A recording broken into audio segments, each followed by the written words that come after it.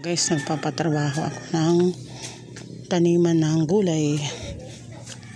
Ayan. Taniman ng gulay. Ang wala siguro ini grass cutter ni Oto din maayo din ni banda. Kaya haro taas. Ayan ang mga guys, papaararo ko yan. Taniman ng gulay. Hala, may dulaw, Rudy. Alain dala di pag-uka doon eh. Di ka kuang ko. Tatanom. Di ba ang doon nga dulaw? Oo, ang nga dulaw. Maada ako dito taramnan. Maada ngayon din hi. Itatanom ko, ililipat ko. Aw, ayaw na una ipagkuan. Ay, diri, makakalang pag-arado. Hit pag-arado? Pwede ba ito ya? Ay, sige, maubay kay kuan na hiya, no? Oo. Sukad na lang ayan para kay bangin likod diri mabuhi.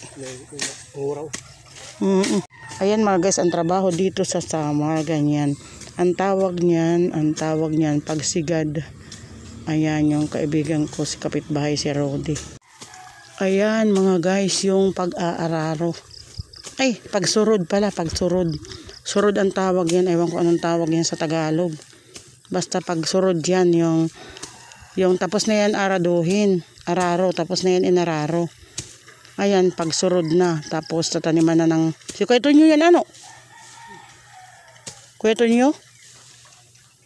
Tataniman na siya ng palay. Pagkatapos yan pagsurod. Pinipino yung lupa.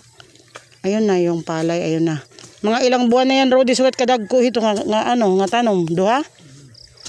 Mga 2 buwan na yung ganyang kaano. Ayan mga guys, yung pag-araro dito sa amin, ganyan. Pinapaararo ko yung tataniman ng gulay.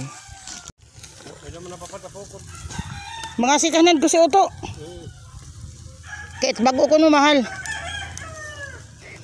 Ano mang ilalakin hano? Babae. Babae ngayon. May anak na yun eh. Ayan mga guys, yung kalabaw. Ganyan yung pag-araro. Yan.